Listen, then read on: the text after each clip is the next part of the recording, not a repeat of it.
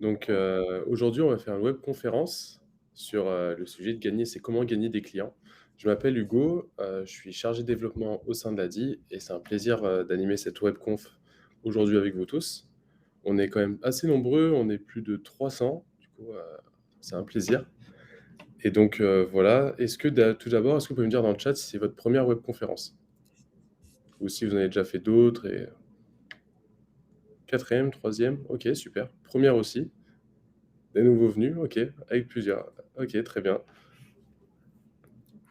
Je me permets, bonjour à toutes et à tous. Ravi d'être avec vous, également. Donc moi, je serai aux côtés, d'Hugo, aujourd'hui. Je vais m'occuper plus particulièrement de répondre, aux éventuelles questions que vous auriez, sur le chat. Comme le disait Hugo, vous êtes très, très nombreux aujourd'hui. Je vois 337 personnes, connectées. Donc, malheureusement, j'aurai pas la possibilité, la capacité à répondre à toutes les questions, mais je vais faire mon maximum pour répondre, au plus grand nombre, de ces questions. Ayez aussi bien en tête que, le support cette webconférence, elle sera disponible en replay sur YouTube. Donc soit celle d'aujourd'hui ou bien, la web une webconférence sur la même thématique, la même webconf, mais qu'on aurait fait dans le passé. Je vois qu'il y a déjà une question sur le chat. Est-ce que les replays de la semaine dernière sont disponibles? En fait, sur la chaîne YouTube de l'ADI, vous retrouverez les replays de nos webconférences. Et donc, quand on fait un sujet plusieurs fois, on met une seule fois, on met un seul replay quand c'est plusieurs fois le même sujet. Donc, normalement, les sujets du début de la semaine ou de la semaine précédente, vous les retrouverez sur notre chaîne YouTube. Voilà, désolé, je te rends la parole, Hugo. Enfin, je me suis pas présenté, donc moi je m'appelle Basile et je travaille également à l'ADI avec Hugo. On est très heureux d'être avec vous aujourd'hui et donc on va pouvoir très bientôt démarrer. Je vais te rendre la parole, Hugo. Juste avant qu'on démarre, euh, vous l'aurez compris, vous n'avez pas accès au micro. Ce serait impossible parce que vous êtes beaucoup trop nombreux. Vous êtes 300, maintenant 380. Donc pas de possibilité de vous donner la parole via le micro. En revanche, évidemment, sentez-vous très à l'aise d'utiliser le chat. Et je ferai mon maximum, comme je le disais, pour répondre aux questions. Et juste avant qu'on démarre et pour apprendre un peu mieux à se connaître, est-ce que vous pourriez nous dire d'où vous venez, où vous êtes en France? C'est intéressant. Rochefort, Charente, Toulouse. Oh là là, ça y est, ça pleut, les réponses pleuvent. Oh là là, on fait un tour de France avec vos réponses. Guadeloupe, Super. Grenoble, Lot, Haute-Savoie, formidable. Saint-Étienne. Ok, super. Donc il y a vraiment des gens de partout, partout, partout en France. Arbonne, Nice, Bretagne, Strasbourg, Paris, La Ciotat. Excellent. Eh ben, sachez que nous, avec Hugo, en tout cas, on est à Paris, on est au siège de l'ADI à Paris, mais que les agences de l'ADI et les points d'accueil de l'ADI sont partout, partout en France, dans l'ensemble des territoires. On a plus d'une agence par département, et donc vous aurez toute possibilité de venir nous rencontrer physiquement si vous souhaitez aller plus loin avec nous, si vous souhaitez bénéficier de nos services d'accompagnement et de conseil, et si vous souhaitez faire une demande de microcrédit dans le cadre de votre projet. Allez, je m'arrête là. Merci à tous d'avoir répondu. Oh là là, on a même des gens en Corse et en Guyane. Formidable. Bienvenue les Corses. Bienvenue les Guadas. On est très heureux d'être avec vous. Et Hugo, je te laisse la parole pour démarrer cette webconférence. Bah, super, bah, je te remercie Basile pour cette introduction. Du coup, oui, comme disait Basile, effectivement, vous pouvez nous rencontrer un peu partout, ça c'est ce qui est assez pratique. Mais aujourd'hui, on va surtout se concentrer sur la problématique de comment gagner des clients. Parce que là, soit vous avez votre entreprise, soit vous avez pour projet d'en créer une. Mais ce qui est, on va dire, commun dans toutes les activités que vous allez faire, c'est qu'il vous faut des clients pour pouvoir, du coup, vendre quelque chose ou pouvoir gagner votre vie. Donc, effectivement, c'est ça dont on va s'attacher aujourd'hui. Du coup, on va parler. Alors, excusez-moi. On va faire une présentation en 5 parties. Tout d'abord, on va présenter un peu ce qu'on est, l'ADI, parce que l'ADI, on est une association qui existe depuis plus de 30 ans. Et en fait, on défend l'idée que tout le monde puisse entreprendre, même si la personne n'a pas accès au capital dans une banque classique. Et du coup, nous défendons l'idée qu'avec un accompagnement professionnel, un microcrédit accompagné, vous pouvez créer votre activité. Et nous sommes une association qui est fondée sur des valeurs qui sont la confiance, la solidarité et la responsabilité. Et l'ADI, comme je disais, ça fait plus de 30 ans qu'on existe. Et du coup, ça fait un petit moment qu'on fait cette activité. et ça fait plus de 160 000 activités entrepreneurs qu'on a financées depuis notre création. Et l'ADI aussi, ben, comme disait Basile dans l'introduction, on est présent sur tout le territoire, y compris les DOM-TOM. Et donc, ça fait plus de 176 antennes et 390 permanences. C'est-à-dire qu'on est près de chez vous, peu importe où vous êtes en France, vous avez possibilité de trouver l'ADI. Et enfin, on a plus de 1100 bénévoles experts qui vous accompagnent, avec nous les conseillers, avec nous les salariés de l'ADI, qui peuvent accompagner justement pour votre projet de création d'activité ou de développement d'activité. Alors merci Alice pour dire qu'on est aussi sympa en réel qu'en webconférence. C'est très gentil. En tout cas, j'espère que l'atelier s'est bien passé ce matin. Donc voilà, l'ADI, nous, on a 3 activités. On conseille, on fait de l'accompagnement et du financement, et on forme, voilà, sous forme d'atelier, comme aujourd'hui en webconférence, ou sinon sous forme d'atelier physique. Vous pouvez trouver en agence ou en certains lieux de permanence. Et aussi, on prête, voilà, on fait des microcrédits. J'en parlerai tout à l'heure de ce qu'on fait. Mais on fait des microcrédits, c'est la visée principale de l'association. Et enfin, on peut aussi vous assurer, vous et vos projets. C'est-à-dire qu'on peut assurer une bonne partie des activités auto-entrepreneurs. On a aussi des tarifs préférentiels pour les personnes qui sont clientes de l'ADI, justement pour qu'elles puissent s'assurer et exercer dans les meilleures conditions. Alors tout d'abord, pour le portefeuille client, parce que le portefeuille client, c'est ce qui est très important en tant qu'entrepreneur, c'est du coup votre base de travail. C'est ce sur lequel vous allez travailler. Et un portefeuille de clients, il se construit. Et il se construit comment? Il se construit en gagnant des clients. Alors tout d'abord, qu'est-ce que gagner des clients? Alors pour gagner des clients, il faut définir un projet de développement commercial. C'est-à-dire que, par exemple, imaginons vous êtes électricien à votre compte.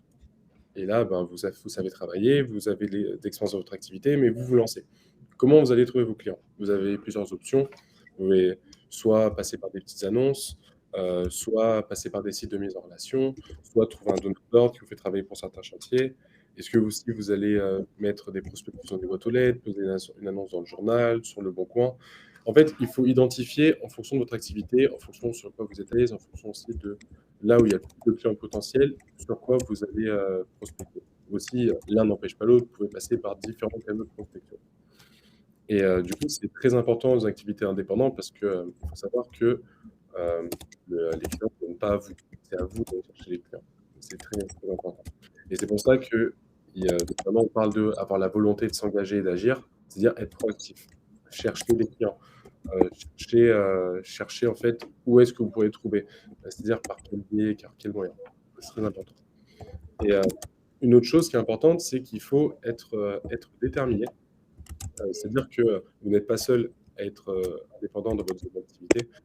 Et du coup, il faut arriver à se démarquer, il faut arriver justement pour on va dire, se démarquer de la concurrence ou avoir des clients, il faut arriver à être motivé, comme j'ai dit, à passer par différents canaux de prospection, ce qui est important. Et enfin, ce qui est bon à savoir, c'est que le portefeuille client, il se renouvelle en permanence. En fait, on peut perdre des clients à des moments, on peut en gagner de nouveaux. En fait, le portefeuille, c'est un flux, c'est toujours en continu. Du coup, c'est très important de toujours continuer à mener les actions de prospection et pas se reposer sur ses lauriers pour justement renforcer son noyau dur de clientèle. Et là, peu importe votre secteur d'activité. Par exemple, vous êtes développeur indépendant web, en soi, vous avez un contrat qui marche bien avec l'entreprise, mais vous n'êtes pas à l'abri de perdre ce contrat. Et c'est important d'essayer d'en prospecter de nouveaux pour justement toujours avoir un flux de travail continu. Et que ce soit, pareil, vous êtes coiffeur à domicile, par exemple, ça, c'est quelque chose qui est propre à tout type d'activité. Alors, je regardais un petit peu le chat. Est-ce que vous m'entendez bien? Parce que j'ai vu qu'il y avait des coupures. Je m'excuse, en fait, c'est de ma faute, Hugo. Je suis désolé, j'ai pas vu vos messages et donc j'ai tapé un très long message pour répondre à une personne sur le taux d'intérêt de l'ADI et donc j'ai fait beaucoup de bruit avec mon clavier. Je suis sincèrement désolé, je m'en excuse et donc j'ai maintenant bien noté le point et donc je vais couper mon micro là pour la suite de la conférence. Toutes mes excuses. Mais il n'y a aucun souci. Alors du coup, je vais regarder un petit peu le chat. Si vous avez des questions, s'il y a des choses que j'ai expliquées, vous n'avez pas compris ou pas entendu, n'hésitez pas à les rappeler, à les écrire, comme ça je pourrais revenir dessus. Donc, là, ma voix est trop loin. Est-ce que là, c'est mieux peut-être? C'est mieux? Ok, super. Bon. Si vous avez des choses que vous n'avez pas entendues tout à l'heure, n'hésitez pas à me le dire. Alors, est-ce que encore des coupures? Bon, j'ai l'impression que globalité, ça va bien. Bien. Super. Du coup, aussi, également, être auto-entrepreneur, c'est un objectif qui est prometteur. Merci beaucoup, je peux continuer.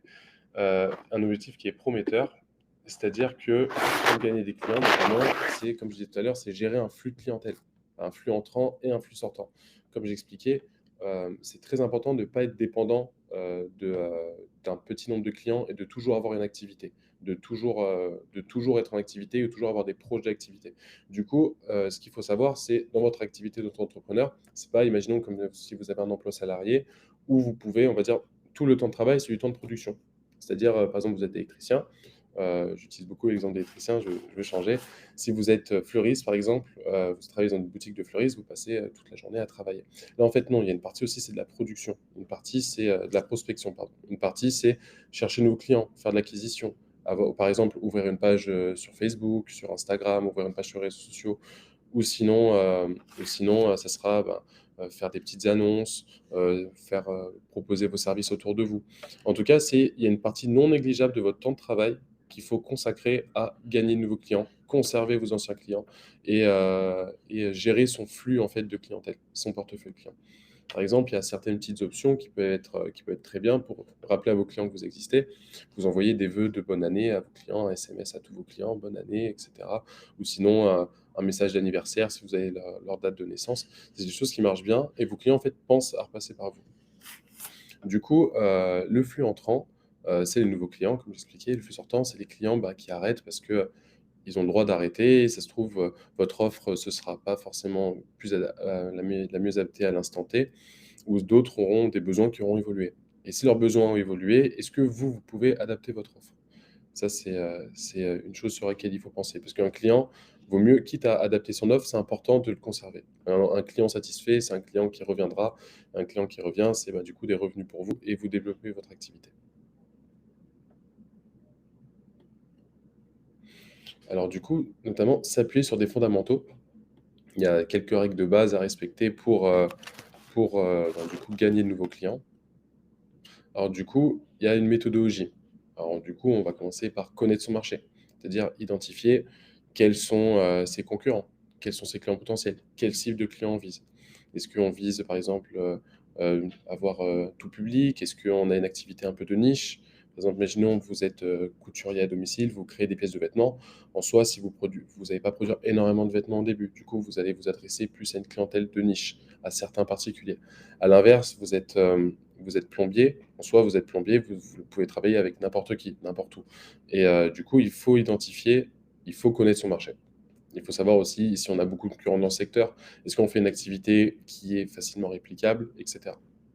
En deuxième chose, il y a aussi bien se vendre pour mieux vendre. Ça, c'est important. C'est bien savoir bien savoir expliquer ce qu'on fait, bien savoir détailler son activité, bien savoir se vendre, en fait, bien savoir vendre ses biens, vendre son produit, vendre ses services pour dire ce que je propose est mieux que ce que la concurrence propose. En fait, comme je vous ai dit, en soi, vous êtes tout seul. Vous pouvez compter, enfin, vous êtes tout seul. L'ADI vous accompagne, évidemment, on est là pour vous. Mais dans votre activité d'auto-entrepreneur au quotidien, vous êtes seul face du coup, à la concurrence et il vous faut du coup un flux de clients rentrants assez constant pour pouvoir au moins vous assurer des revenus. Du coup, c'est important de savoir se vendre, de travailler votre discours client, de travailler votre pitch notamment. On propose aussi des formations en agence sur comment pitcher son projet. Je vous invite, si ça vous intéresse, cette thématique, à vous renseigner sur le site internet de adi.org. Enfin, communiquer et prospecter. Alors, je vais juste revenir sur les questions. Revenir sur les questions. Hugo, on a une question assez, parce qu'on a des questions, plus ou moins précises sur lesquelles on reviendra plus tard, donc malheureusement, on va pas y répondre maintenant. Encore une fois, vous êtes 446, donc il y a beaucoup de monde, on peut pas répondre à toutes les questions et donc quand je vois des questions que je sais qu'on va adresser plus tard, j'y réponds pas. On a une question, généraliste, mais qui est intéressante, je pense, pour tout le monde, qui est une question de Jean-Baptiste, Vidal, qui nous demande: «Dans les grandes masses, un entrepreneur, il passe combien de temps, à la prospection?» Alors monsieur Vidal, il a bien conscience que tous les cas de figure sont différents, mais c'était un peu pour avoir un ordre de grandeur. Moi, monsieur Vidal, j'ai envie de vous dire, C'est d'abord très, très, variable, vous le dites vous-même dans votre message. Heu, En tout cas, là aussi où il y a une variation, c'est évidemment, dans le temps, en fonction de la montée en charge de votre activité. C'est-à-dire qu'un entrepreneur va passer a priori beaucoup plus de temps dans les premiers mois, de son activité à aller chercher, des clients que, au bout d'1 an et demi ou, 1 an et demi ou 2 ans, quoi. Et le temps qui va passer à chercher des clients va se réduire, mais ce temps, il va se réduire en fonction du rythme à laquelle la personne arrive à trouver des clients. Si au bout de 6 mois, il y a toujours très peu de clients, et ben, au bout de 6 mois, on va continuer à passer beaucoup de temps à chercher des clients. Et pour donner un ordre de grandeur, alors c'est un peu difficile de donner un ordre de grandeur, hein, mais dans les métiers de service, par exemple, un entrepreneur peut facilement passer au démarrage, dans les premières semaines, premiers mois, 50 de son temps à trouver des clients. Et de toute façon, comme il aura assez peu de clients, il aura beaucoup de temps pour aller chercher des Mmh. clients. En fait, le truc s'équilibre comme ça, c'est-à-dire qu'au début, on n'a pas de clients, donc on a du temps libre, beaucoup de temps libre à passer pour réaliser de la prospection. Et puis on a de moins en moins de temps libre parce qu'on a de plus en plus de clients, donc on est de plus en plus, en prestation, donc on a de moins en moins de temps pour chercher des clients, jusqu'à arriver à un point d'équilibre. En tout cas, ce point d'équilibre, il est jamais 100% activité et 0% prospection. Comme le disait Hugo, le sujet de la prospection, c'est un sujet qu'il faut, enfin, de la prospection ou du développement commercial en général, il faut absolument l'entretenir. Il est assez risqué de se dire, bon, bah, maintenant, mon carnet de commandes, il est plein, j'ai suffisamment de clients et donc je vais m'arrêter. Il faut jamais s'arrêter. Même si c'est réduit à une part du temps qui devient très, très, très, très faible, et c'est peut-être ça votre question, monsieur Vidal. Moi, je dirais au moins 5 ou 10% de votre temps, même quand vous avez suffisamment de clients, il faut garder 5 ou 10% de votre temps pour entretenir les relations commerciales existantes et pour aller en développer, essayer d'en développer des nouvelles. Voilà un premier niveau de réponse qu'on pouvait faire pour vous, monsieur Vidal, quoi. Merci beaucoup Basile, pour ces précisions. D'ailleurs, si vous avez des questions, qui reviennent, dans le chat comme ça, Basile y répondra. Si, les questions qui du coup figurent en grand nombre dans le chat, Basile prendra un temps pour y répondre. Parce que du coup, j'essaie de regarder le chat, mais évidemment, je peux pas arriver à regarder tout. Alors du coup, je reprends la présentation. On a été justement je parlais de bien se vendre, de savoir se pitcher. Ben, comme indiqué dans le chat, il y a des conférences, des webconf qui existent aussi sur la thématique de pitcher son projet. Donc justement, on peut vous donner les grandes clés les premières clés sur comment on va arriver à bien expliquer son activité, à bien expliquer ce qu'on fait. Et aussi, l'autre point, c'est communiquer et prospecter. Du coup, comme on disait avec Basile tout à l'heure, la prospection, c'est quelque chose qu'on conserve toute sa vie d'entrepreneur. Toute sa vie, c'est quelque chose qui est très important de trouver de nouveaux clients et c'est quelque chose qui ne s'arrête jamais et c'est quelque chose où, notre temps se module du coup, à notre flux d'activité ou pas. Et enfin, il y a écouter pour bien argumenter. C'est-à-dire que un client, imaginons que vous proposez vos services, il va répondre des arguments en contradiction en disant: «Bah oui, mais moi ça me convient moyennement parce que chez moi il y a telle chose». À titre d'exemple, par exemple, vous proposez vos services de coach de vie. Par exemple, à quelqu'un, vous dites: «Voilà, moi je pense pouvoir vous aider parce que, j'ai identifié telle problématique chez vous et je pense que ça pourrait vous permettre d'aller mieux parce que moi je peux vous apporter ça, ça, ça». La personne en face vous dit: «Oui, mais non, parce que j'ai différents soucis, j'ai des soucis que vous savez peut-être pas régler» et ça, c'est vrai, il faut l'accepter. Mais aussi, par exemple, est-ce que ça coûte cher et cetera? Et c'est à vous d'argumenter en disant: «Bah, peut-être ça que pour vous, c'est un prix élevé, mais en même temps, c'est beaucoup de gains dans votre vie par la suite». En soi, il faut écouter vos clients pour ensuite argumenter par la suite, justement des arguments qui font mouche, qui vont les faire, consommer, ce que vous vendez. Alors justement, où est mon marché? Quels sont les pouvoirs majeurs qui le caractérisent? Le profil des clients, le pouvoir d'achat, la localisation. Par exemple, un marché, qui sera, par exemple, en Guyane ou un marché qui sera à Bourg-en-Bresse ne sera pas du tout le même. Le type de client ne sera pas le même et du coup, il faut savoir qu'il n'y a pas un marché unique pour justement une activité. En soi, tout est très local, il faut s'adapter à son contexte local. Et en fonction de où vous habitez, est-ce que vous habitez dans un milieu rural, en milieu urbain? Est-ce que vous avez communiqué de la même manière? Est-ce que vous avez parlé sur les réseaux sociaux, par exemple? Est-ce que vous avez mis des annonces dans le journal? Est-ce que vous allez mettre des annonces sur Le Bon Coin? Tout ça, ça dépend de vos clients et de ce que vous identifiez de vos clients. Et également, comment le marché a évolué ces dernières années? est-ce que présentent des opportunités, lesquelles, des menaces à identifier, lesquelles? Par exemple, des opportunités sur votre marché, c'est, par exemple, vous proposez des services de garde d'enfants à domicile et du coup, vous habitez dans un milieu urbain, du coup, qui est plutôt dense, où vous pouvez, du coup, limiter vos déplacements. Ça, c'est une opportunité de marché. C'est quelque chose, justement, faut utiliser.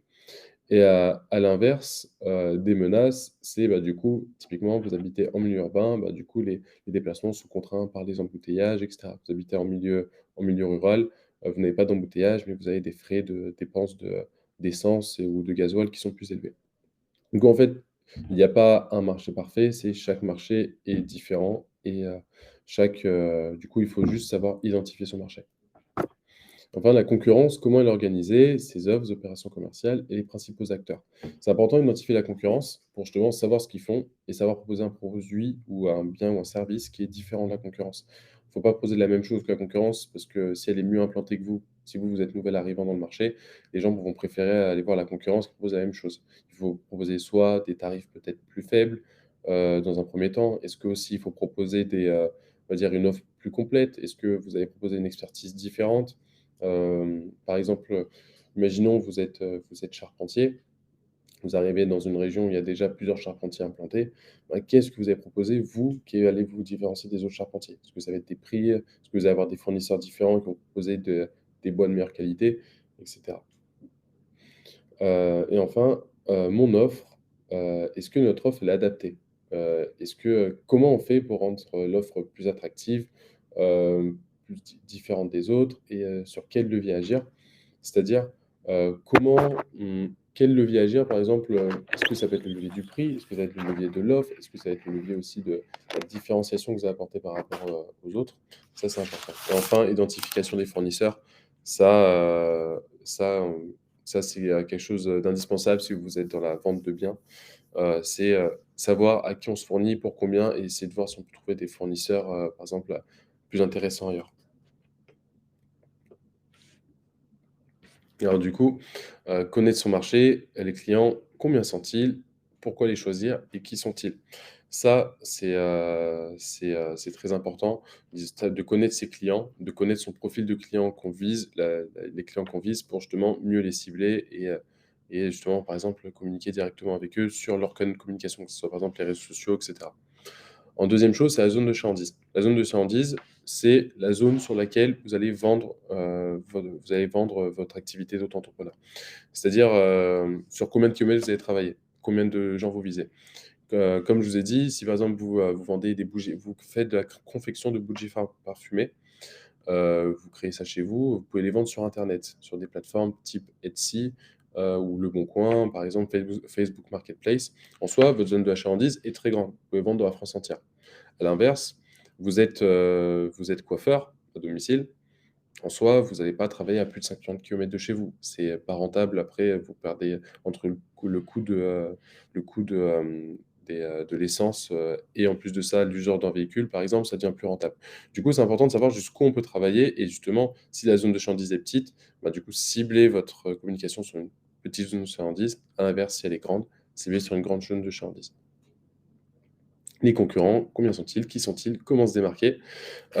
Du coup, c'est ce que j'expliquais tout à l'heure, connaître un peu, le profil de ses concurrents, savoir ce qu'ils proposent pour proposer justement une offre qui est soit complète, soit au contraire est différente pour pouvoir avoir, gagné de nouveaux clients et que justement les clients partent de la concurrence pour aller chez vous. Et enfin les fournisseurs, où sont-ils? Pourquoi les choisir? Qui sont-ils? Les fournisseurs, c'est par exemple, comme je vous disais, vous êtes charpentier en soi, est-ce que, vous allez avoir le même fournisseur que tous les autres charpentiers de votre zone de chalandise ou est-ce que vous allez avoir des différents? S'ils sont différents, comment vous, mettre en avant le fait que vous vous démarquez par rapport à eux? Alors, je vais regarder un petit peu le chat. Hugo, Oui, c'est vraiment passionnant tout ce que tu dis et je suis pas le seul à le mmh, penser. On a beaucoup de oui, dans ce sens. Est-ce que tu peux du coup essayer de prendre un petit peu plus le temps, en tout cas de parler un petit peu moins vite, ouais, parce que les contenus sont très riches et donc si c'est difficile, moi-même aussi je parle très très vite, ouais. mais essayer de parler un tout petit peu moins vite. Ouais, OK, bien sûr. Alors du coup, excusez-moi pour la vitesse. C'est vrai que là, je viens de regarder le chat et Basile vient de me le dire. Si vous avez des points que, du coup, je suis passé trop vite dessus, n'hésitez pas à le marquer en commentaire et je reviendrai dessus. Justement, notamment sur connaître son marché. On a une question qui revient beaucoup, on y a déjà répondu, mais peut-être tout le monde n'a pas eu la réponse. Les replays ne sont le replay ne sera pas forcément transmis parce que cette webconférence, on l'a déjà fait à plusieurs reprises dans le passé. En revanche, tous les replays des webconférences de l'ADI sont disponibles sur la chaîne YouTube de l'ADI. Donc n'hésitez pas. Merci à ceux qui ont pris le temps de répondre dans le chat en apportant cette réponse. Donc je le redis, chaîne YouTube de l'ADI, vous tapez ADI YouTube sur Google et une personne nous a demandé un peu plus précisément, parce qu'il y a beaucoup de vidéos sur la chaîne YouTube de l'ADI, où est-ce qu'on trouve les replays des webconférences une fois qu'on est sur la chaîne YouTube de l'ADI. Eh bien, en fait, vous avez des playlists. Donc, quand vous arrivez sur la page ADI de YouTube, vous avez un petit onglet playlist. Et lorsque vous descendez, il y a une des playlists qui s'appelle webconférence. Il y a 120 vidéos. Et donc, parmi les 120 vidéos, il y en a une sur comment gagner des clients et puis bien d'autres sur d'autres thématiques. Pardon Hugo, je t'ai interrompu, je te laisse. Je te laisse. Non, du tout, au contraire, j'en ai profité pour lire un petit peu le chat. Du coup, je vais revenir juste assez rapidement sur, ce qu'est une zone de chalandise. Du coup, la zone de chalandise, c'est, la zone sur laquelle vous allez vendre vos biens et services. Imaginons vous habitez par exemple à Paris.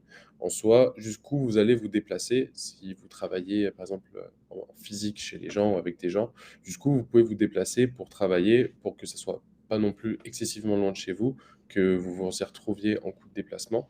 En fait, c'est la zone sur laquelle vous allez vendre. Et à l'inverse, si vous vendez justement des articles sur internet ou, vous envoyez par la poste, pardon, en soi, votre zone de chalandise, elle est quasiment illimitée, comparée à justement la vente de services, par exemple à domicile. De la garde d'enfants, par exemple, vous n'allez pas aller à 70 kilomètres de chez vous pour faire de la garde d'enfants ou de la garde d'animaux de compagnie. Ça sera pas rentable. Du coup, excusez-moi pour la vitesse, on va repartir. Donc, d'ailleurs, on va continuer sur la deuxième partie sur bien vendre pour se mieux vendre.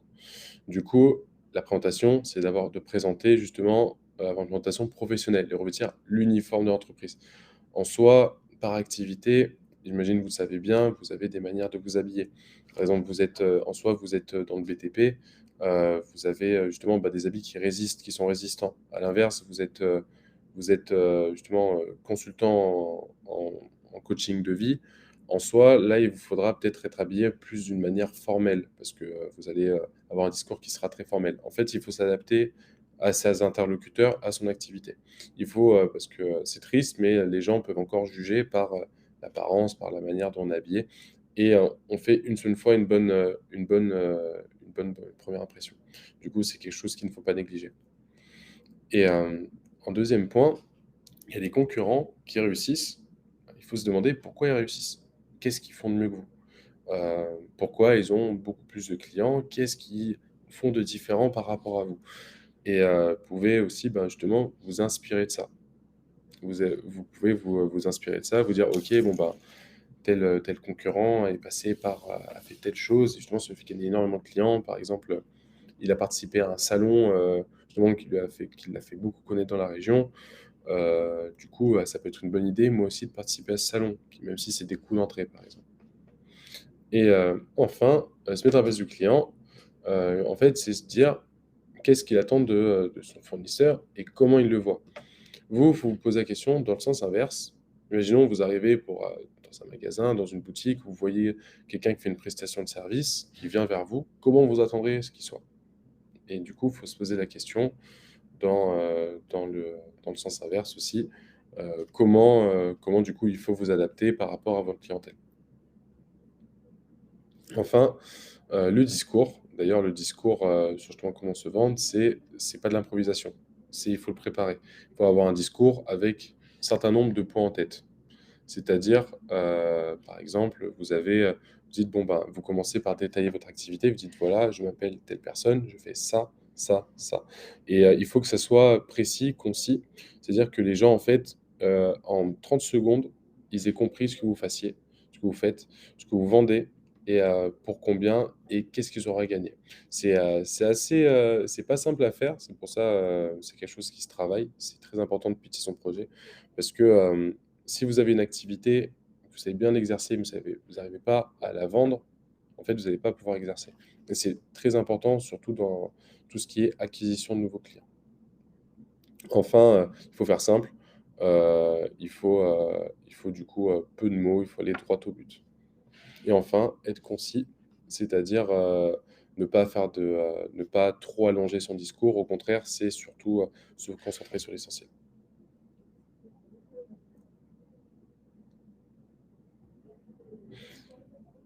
Alors, Lydie parlait de comment savoir si les concurrents réussissent. Ce n'est pas public dans certains domaines. C'est vrai, ben, pour savoir comment les concurrents réussissent, en soi, par exemple, vous pouvez voir juste avec la taille d'une entreprise. Par exemple, vous voyez une entreprise certaines entreprises, du coup, sont plus grosses que d'autres. Ils ont commencé, par exemple, en auto-entrepreneur. Maintenant, ils embauchent, par exemple, deux, trois salariés. C'est une entreprise qui réussit. Et du coup, il faut se dire, ben, comment il a pu faire? Comment il a pu faire? Par quoi il est passé? Comment il communique? Est-ce que vous, vous l'avez connu par quel biais? Si vous l'avez connu par du bouche à oreille, si vous l'avez connu par publicité ciblée, et cetera. Ça, c'est des choses qu'il faut réfléchir et justement, pour se dire: «OK, bon, bah, tel concurrent est passé par tel biais, ça a marché, est-ce que je ne pourrais pas m'inspirer de ça?» Ouais, tout à fait et puis il y a aussi la possibilité, hein, de jouer, ce qu'on appelle les clients mystères, hein, c'est-à-dire de contacter une entreprise pour écouter, l'entrepreneur qui parle de son service en se faisant passer pour un potentiel client et donc de s'inspirer des éléments de discours ou des éléments de présentation que l'entrepreneur va avoir, quoi, hein. Ça, c'est aussi un truc qui est tout à fait possible. Hem, je voulais juste, hop, répondre sur un point. Ouais, non, enfin, pour rebondir sur ce que disait, Hugo sur le 3e point, là, sur la présentation, se mettre à la place du client, ça, c'est vraiment un point qui est essentiel et c'est très difficile.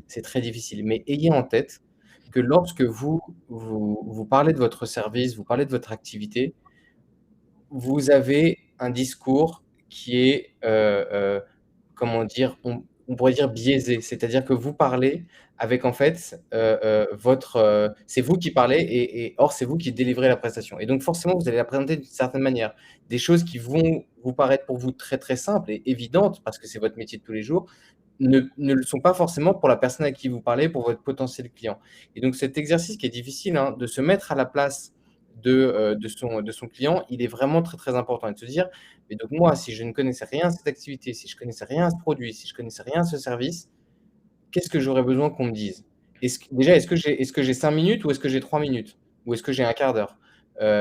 Quels sont les points clés? Quelles sont les questions que je me poserai?» et cetera. Donc se mettre à la place, de des personnes à qui on parle, c'est vraiment super important et puis il y a aussi un truc qui marche très, très bien, hein, les entrepreneurs témoignent beaucoup de ça, c'est de s'entraîner et de s'entraîner, avec des vraies personnes de votre entourage. Alors eux, ils sont un peu biaisés peut-être parce qu'ils connaissent un peu votre activité, mais en tout cas, ils pourront avoir un regard critique et vous faire des propositions d'amélioration sur la manière dont vous présentez votre service, quoi. Mmh, très bien. Je vais répondre à une autre question, hem, notamment que j'ai vu qui est revenue plusieurs fois, c'est comment adapter tout ça à la vente en ligne? Alors, la vente en ligne, justement, c'est assez différent, mais en même temps, il y a énormément de similarités. Dans le sens où la vente en ligne, du coup, vos clients, vous ne les voyez pas en physique. Du coup, il faut arriver à justement vous vendre, mais par exemple sur de la pub sur des réseaux sociaux, vous créez votre page sur Facebook, sur Instagram, sur TikTok, peu importe, sur les réseaux sociaux, en tout cas en fonction du public que vous visez. Et également, aussi, vous pouvez justement démarcher vos clients, enfin, si vos clients ils ont des questions, ils vous appellent, vous pouvez leur parler au téléphone, travailler votre discours de client que vous allez faire au téléphone et aussi observer vos concurrents justement qui exercent en ligne. Du coup, en soi, c'est juste, ça reste complètement la même méthode. C'est juste que là, en fait, il n'y aura pas de contact physique avec les clients. Donc en soi, c'est différent, certes, mais ça reste dans tous les cas de la prospection et travailler du coup son discours commercial. D'ailleurs, votre prospection, du coup, ce qui est important, c'est communiquer, prospecter. Alors du coup, au départ, en fait, ces premiers clients, c'est notre réseau. Nos premiers clients, c'est les personnes que vous avez autour de vous. Ça sera le collègue de votre sœur, ça sera un ami d'amis, ça sera votre tante, ça sera... En fait, vos premiers clients seront les gens autour de vous. Du coup, ce qui est très important, c'est de, quand vous commencez une activité, en parler autour de vous, en parler au maximum. Ça sera vos premières publicités, ça sera à vos proches. Dire, voilà, j'ouvre ma boîte dans tel domaine, n'hésite pas, si tu connais quelqu'un, l'envoyer vers moi. Et ça, il faut parler à vos proches. C'est très, très important. Comme ça, en fait, eux auront peut-être besoin de vos services, ou des gens qui les connaissent auront besoin de vos services. Et c'est comme ça. Le premier client, c'est toujours par la base des connaissances. Et par contre, euh, par contre, le réseau, c'est évident que c'est pas suffisant pour constituer un portefeuille entier et fiable. Donc, pour démarrer, c'est très important, mais ensuite, il faut compléter ça. Notamment se dire bah, qu'est-ce qu'on cible comme client? Quel client on cible? C'est-à-dire, imaginons, vous ciblez une clientèle en particulier pour des travaux à domicile. En soi, il faut peut-être mettre des prospectus dans les boîtes aux lettres, par exemple, pour qu'ils puissent le voir directement de chez eux. Et ça, c'est important de cibler sa clientèle pour savoir sur qui on va intensifier nos efforts. Et enfin, avoir des cartes de visite, c'est des cartes de visite ou des outils type carte de visite, un argumentaire, par exemple sur format numérique en ligne, ou avoir des prospectus, des flyers, un mailing, etc. Et aussi, en même temps, travailler son discours commercial pour que tout ça, du coup, soit cohérent. Et du coup, c'est avec tout ça, en fait, que vous pouvez justement au mieux prospecter vos nouveaux clients. Alors, je lis le chat en même temps.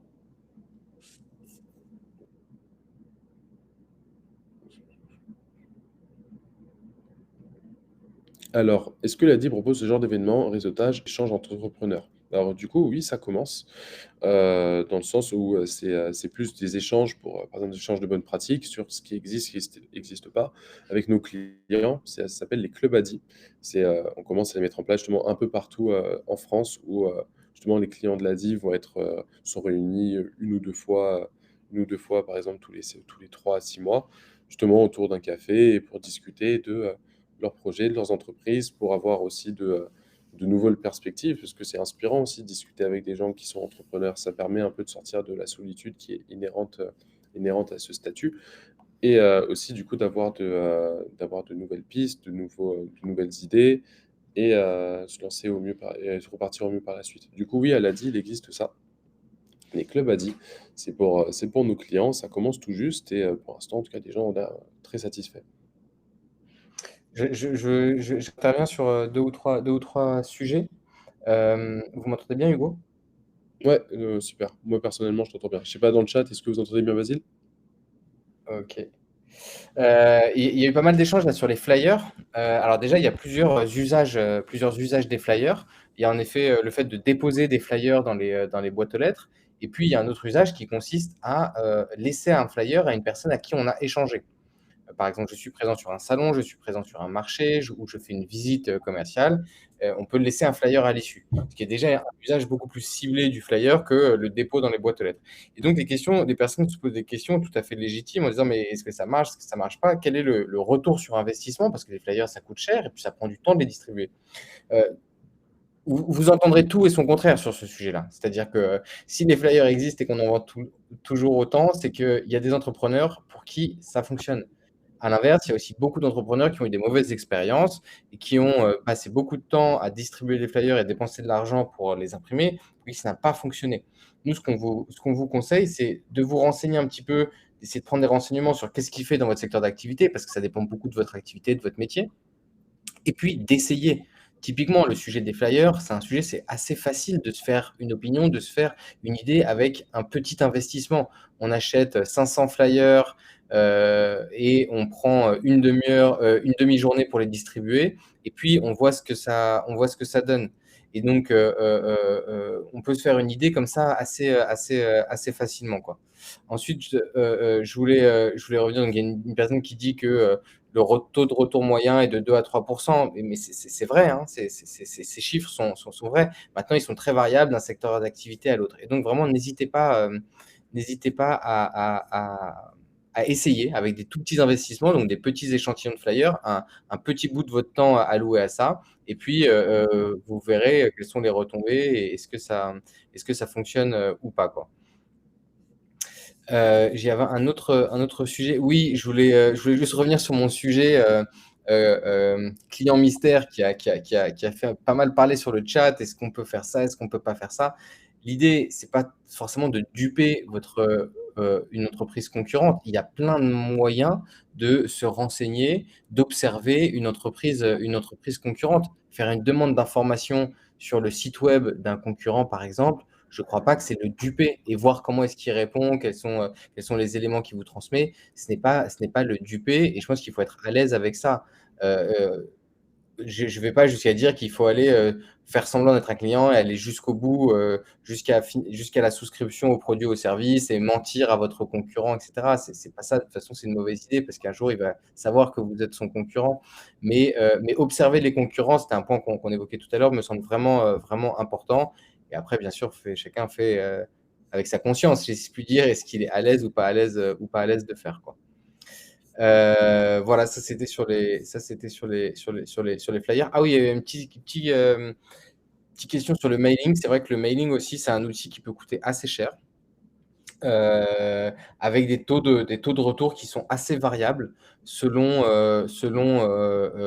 les secteurs d'activité, mais aussi selon la, la, la- les bases de données qu'on achète. Parce que pour faire du mailing, en général, on achète des bases de données, donc on achète des adresses mail, et ensuite on écrit un mail à ses contacts. Et donc la qualité de la base de données, elle diffère beaucoup. Et ça me fait penser à une question qu'on est plutôt sur le ciblage. Et donc là, on est vraiment sur le ciblage. C'est-à-dire que si je vends un produit dédié aux seniors, mais que j'achète une base de données d'adresse mail dans lequel il y a 60% de moins de 25 ans, bah, évidemment, le ciblage, il n'est pas le bon, quoi. Et donc, pour revenir à la question, c'est une question générale sur qu'est-ce que c'est que le ciblage? Bah, le ciblage, c'est de dire il faut essayer d'avoir des activités commerciales, des activités de prospection qui sont, qui touchent de manière le plus précise possible la cible qu'on veut adresser. Alors bien sûr, il y a des produits et des services qui s'adressent à toutes les cibles. J'ai pas de doute là-dessus. Mais il y a aussi et surtout une grande majorité de produits et services qui vont s'adresser à un marché en particulier. Plutôt des hommes, plutôt des femmes, plutôt des seniors, plutôt des jeunes, plutôt des personnes avec jardin ou sans jardin, si je suis jardinier, des personnes avec un très fort pouvoir d'achat, des personnes avec un plus faible pouvoir d'achat, etc., etc. Il y a plein de manières de segmenter la population et selon ces segments, de considérer une cible plus ou moins prioritaire dans vos activités de prospection. C'est une manière en fait de rationaliser votre démarche de prospection. Parce que prospecter, ça prend du temps et le risque qu'on peut observer dans certains cas, c'est de se disperser en menant des actions à tout va. Et il vaut mieux mener en fait peu d'actions, mais de manière intense, peu d'actions sur une cible précise, mais de manière intense, plutôt que d'arroser large, si je puis dire, pour utiliser une expression un peu familière, plutôt que d'arroser large. Il vaut mieux être dans l'intensité sur un segment ou une cible bien précise, quoi. C'est en général beaucoup plus efficace, quoi.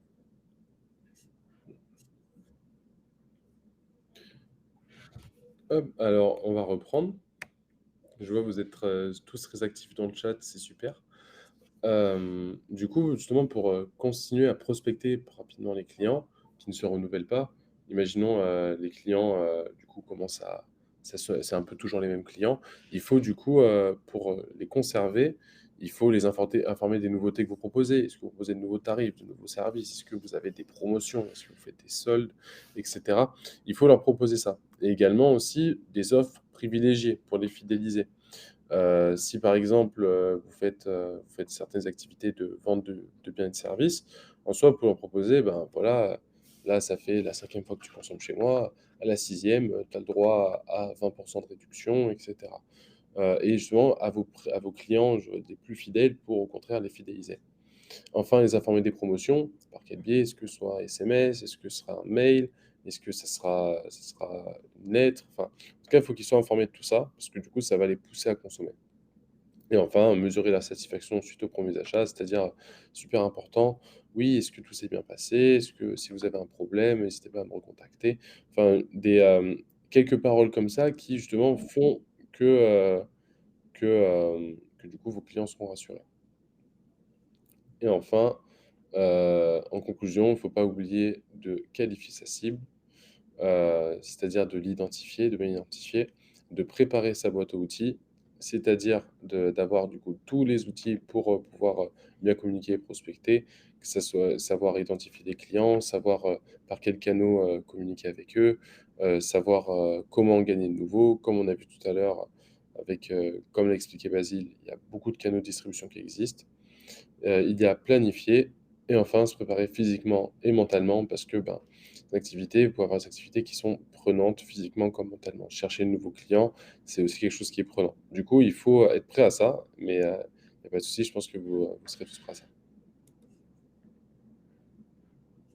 Ben, écoutez, pour bien argumenter, du coup, écouter les prospects, en fait, c'est-à-dire, les écouter, c'est-à-dire, bien entendre leurs demandes, ce dont ils ont besoin, pour pouvoir vous répondre au mieux à leurs besoins. En même temps, il faut pas non plus, hem, mentir sur ce qu'on sait faire. C'est-à-dire, imaginons un client, a besoin qui est complètement différent de ce dont quoi vous pouvez répondre. En soi, il faut l'accepter, il faut dire: «Bah, moi, je ne suis pas capable de faire ça», parce que sinon ce sera un client déçu. À l'inverse, par contre, si votre client a un besoin, vous pouvez répondre. Là, oui, effectivement, il faut répondre à son besoin. Mais, ce qui est important, c'est, comme il est écrit là-dedans, c'est que les meilleurs arguments viennent des clients. Dans le sens où un client va vous expliquer une demande, par exemple: «Oui, il me faut absolument une garde d'enfants qui est présente de telle heure à telle heure, de telle heure à telle heure et qui puisse apprendre à mes enfants tel, tel, tel contenu». En soi, si vous le faites, vous pouvez juste dire: «Bah, moi, je fais ça et en plus, je propose», vous voyez, vous renchérissez. «En plus, je propose telle sorte, d'accompagnement» et cetera. Du coup, ce qui est vraiment important dans l'acquisition, c'est, écouter les clients, pouvoir proposer au mieux des solutions qui leur sont adaptées. En soi, vous proposez vos solutions, mais juste vous proposez au bon moment et enfin, comme ça, vous pouvez justement gagner de nouveaux clients et également, il faut actualiser l'offre de produits et de services parce que ce soit au niveau des tarifs, au niveau de ce que vous proposez, est-ce que la concurrence propose, d'autres choses? En soi, c'est très important. Il faut aussi donner du relief aux avantages de l'offre, c'est-à-dire dire, par exemple, imaginons vous faites une réelle promotion où vous avez une offre qui est réellement intéressante pour le client, il faut leur montrer que c'est une offre qui est intéressante et qu'ils seront réellement gagnants en la prenant et justement, c'est, savoir appuyer son discours vis-à-vis de cette offre. Enfin, mettre en valeur le bénéfice pour le client, c'est-à-dire qu'est-ce qu'il y gagnerait et aussi, comme je disais tout à l'heure, écouter son client. Ce qui est important, c'est justement de répondre au mieux à ses besoins et en fait, arriver à le convaincre que passer par vous, ce sera un bénéfice, un réel bénéfice. Et enfin, en conclusion, construire un portefeuille client, c'est avoir une démarche professionnelle qui repose sur plusieurs choses. Un projet de développement commercial qui est fondé sur une stratégie préparée de communication. Parce que, même s'il y a toujours une part de chance, la réussite d'entreprise, ce n'est pas qu'une part de chance, loin de là. Il y en a beaucoup qui pensent ça, mais effectivement, il y a aussi beaucoup une part de: «Est-ce qu'on a réussi à communiquer? Est-ce qu'on a réussi à faire connaître son activité? Est-ce on s'est fait assez connaître par ses prospects?» Et ça, bah, on a vu ça tout à l'heure, il y a pas mal de moyens pour y arriver. En tout cas, c'est important, très important de travailler dessus, surtout au démarrage d'activité où, comme disait Basile, vous pouvez passer la moitié de votre temps à prospecter de nouveaux clients au début. Et enfin, la mise en œuvre de certaines règles de base, c'est-à-dire, se dire: «Oui, clairement, l'entrepreneur est multicasquette. Alice, vous avez raison». Alors avant de penser à où, quand, comment, c'est très intéressant enfin, c'est même très important de se dire: «D'accord, je vends ça, je propose telle chose et je peux faire ça». Et du coup, avant d'agir, il faut penser, il faut se poser, réfléchir à votre activité, réfléchir à ce que vous allez vendre. Ça, c'est très important. Et enfin, l'engagement permanent chez l'entreprise parce que, ben, vous le savez, vous êtes indépendant, vous avez beaucoup d'avantages par rapport à un salarié, vous êtes seul, vous êtes votre propre patron, mais en même temps, il vous faut, du coup, être proactif, il vous faut chercher vos clients, vous êtes en fait le principal acteur de votre réussite.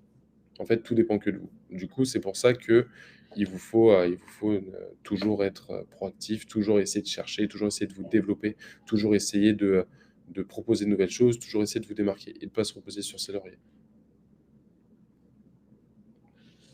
Enfin, en conclusion, les règles de base à se rappeler, ne jamais oublier, comme je disais, comptez sur soi avant tout, parce que vous serez votre meilleur ami dans l'aventure qu'est l'entrepreneuriat. Vous pouvez compter vraiment sur vous. Enfin, en plus, être en veille permanente, à l'écoute du marché, savoir ce qui se propose, les tendances, ce que les gens ont besoin, les nouveaux besoins. Est-ce que vous pouvez y répondre? Si oui, comment?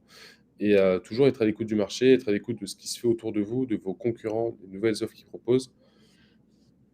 Ça, c'est très important. De plus, oser. C'est vrai que, si n'hésitez pas à faire preuve de culot à des moments. N'hésitez pas à certains moments, si vous avez une opportunité qui s'ouvre à vous, vous entendez quelqu'un dans la rue qui dit: «Oui, moi j'ai, mon électricien, ça marche pas, il me faut quelque chose d'autre». Vous faites cette activité, vous n'hésitez pas à lui parler en disant: «Bah, moi je fais ça, je peux clairement, je peux vous faire un tarif» et cetera. Alors, pour la slide du point 4, je la remettrai, je la remettrai tout à l'heure enfin, si ça vous va.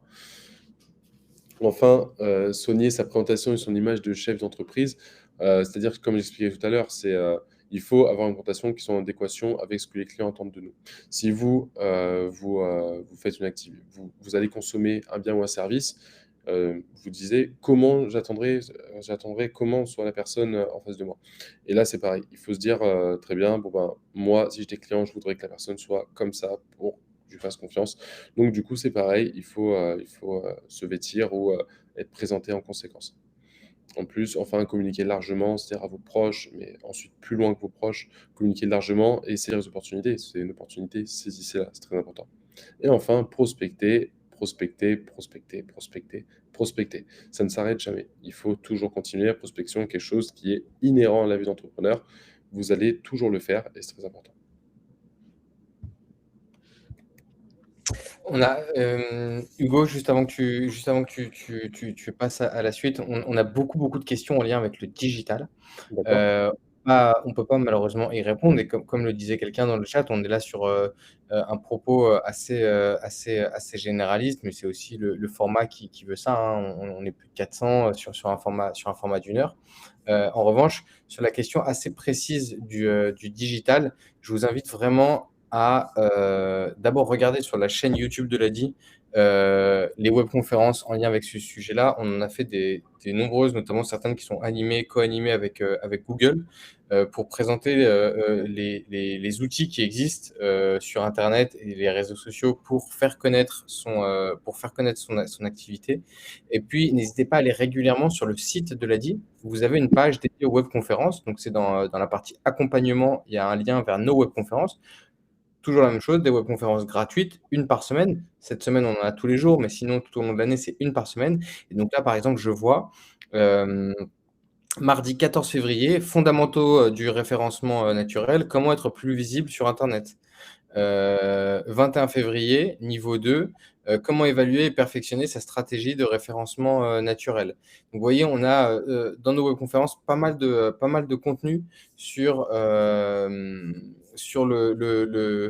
la présence digitale, si je puis dire ça comme ça. Et donc n'hésitez pas à aller voir ça. Et si vous ne trouvez pas votre affaire dans le programme à venir pour les lives, il y a également tous les replays sur la chaîne YouTube de la DIC. Super. Donc, pour revenir, j'ai vu une question dans le chat qui disait que justement, une personne qui disait qu'elle était, artisane et que, du coup, elle aimerait bien avoir des exemples à propos de son activité. En fait, c'est la même chose. En soi, c'est, qui est artisan, mais en soi, excusez-moi, artisan, en soi, ça ne change rien. Dans le sens où, là, au lieu de vendre des services, c'est une vente de biens. Du coup, en soi, c'est aussi pareil, le concept de concurrence s'applique. C'est-à-dire, est-ce que vous avez des gens qui vendent les mêmes biens que vous? Est-ce que vous avez des gens qui produisent les mêmes choses que vous? À quel prix ils les produisent? Et est-ce que c'est de meilleure qualité? Est-ce que vous proposez une meilleure qualité? Comment vous démarquez? C'est-à-dire, avec quel biais? Ça, c'est très important aussi. En soi, c'est la même chose que, en fait, les choses, tout ce que je viens de dire s'applique aussi pour la vente, d'objets d'artisanat. Ça me pose aucun problème. Alors du coup, pour en revenir au diapo, l'ADI, comme je disais au début de la présentation, c'est qu'on est près de chez vous. On est présent dans toute la France, dans les DOM-TOM. Il y a plus d'une agence par département et l'ADI, justement, vous pouvez nous rencontrer assez facilement autour de vous. Notamment, nos conseillers sont présents aussi en permanence. C'est dans des permanences, dans des lieux qui sont autres que les agences. Du coup, vous pouvez assez facilement rencontrer votre conseiller. Et pour faire une demande de microcrédit ou prendre des renseignements, vous pouvez appeler le numéro cristal qui se situe ici, le 09 69 328 110, où justement, avec ça, vous pouvez rencontrer nos conseillers d'accueil de la plateforme qui vous renseigneront au mieux sur ce qu'on fait, sur ce que, et en fonction de votre projet, est-ce que c'est adapté ensuite après pour pouvoir justement vous aider dans votre démarrage d'activité. Enfin, le programme Massiclo Entreprise, ça c'est un programme justement qui a été mis en place avec l'ADI, qui est une subvention et des formations pour l'entrepreneuriat à vélo. En fait, au lieu d'acheter par exemple un camion ou un petit véhicule ou même un scooter, c'est un vélo triporteur ou un vélo électrique avec une remorque où vous pouvez justement stocker votre matériel, vous déplacer en mobilité douce. Évidemment, c'est un mode qui est adapté beaucoup plus aux personnes qui vivent en ville, même dans des plutôt grandes villes. Mais en tout cas, ça peut être un très bon moyen. C'est présent dans 15 villes, à Paris, à Nantes, à Rennes, à Lyon, etc. Et, du coup, voilà, l'Asie est partenaire de ça. Donc, si vous êtes intéressé aussi par la mobilité douce en vélo, n'hésitez pas à contacter le numéro cristal qui se situe juste ici, qui est le 09 69 328 110. En tout Ah, cas, pardon, j'ai oublié mon micro. Non, je reviens juste sur un point. Merci Hugo. Je reviens juste sur la slide précédente. Sur le programme Massiclo Entreprise, vous avez aussi un site internet dédié qui vous permet de mieux comprendre ce que propose le programme. C'est un programme qui est entièrement gratuit, hein. Formation en présentiel gratuite, accompagnement individuel gratuit, et puis une prime pour les personnes qui font le choix d'acheter un matériel de cyclomobilité. Il y a également une prime. Et vous aurez tous les renseignements et la possibilité de vous inscrire à une formation à côté de chez vous sur le site du programme. Et donc, il suffit de taper sur Google Massiclo Entreprise pour retrouver le site du programme. Pardon, Hugo, tu allais conclure et donc, excuse-moi, je t'ai coupé la parole, je non, te mais laisse. merci Basile, parce que justement, merci d'avoir précisé ça, parce que j'allais oublier, donc, parce que j'allais conclure, mais oui, c'est important pour ma cyclo. Donc, merci beaucoup. Donc, d'ailleurs, ben, du coup, en conclusion, je voulais vous remercier d'avoir été aussi nombreux à assister à cette webconférence qui, j'espère, a pu répondre à une partie de vos questions. Évidemment, vu qu'on s'adresse à tout le monde, on n'est pas rentré dans le détail. Par exemple, comme disait Basile, à propos, par exemple, du digital, en soi, ça touche une partie des personnes, mais d'autres personnes ne sont pas intéressées par cette thématique. Et nous, on rentre surtout dans le b.a.-ba de comment gagner des clients. Mais en tout cas, j'espère qu'on a pu répondre au mieux à vos questions. J'espère qu'on a pu vous éclaircir sur certaines problématiques que vous avez eues. Et j'espère aussi que si vous avez besoin, n'hésitez pas, un financement d'accompagnement, n'hésitez pas à venir nous voir l'ADI, parce que du coup, on est là pour vous aider. On est une association qui existe depuis plus de 30 ans. Et c'est important pour nous nous défendons l'idée que tout le monde puisse entreprendre, et c'est important pour nous que cette idée continue. Voilà, en tout cas, je voudrais tous vous remercier et d'avoir aussi été aussi réactifs dans le chat. Et je vous dis à très bientôt pour nos prochaines conférences qui ont lieu chaque semaine. Merci à toutes. Bonne continuation. Au revoir. Au revoir.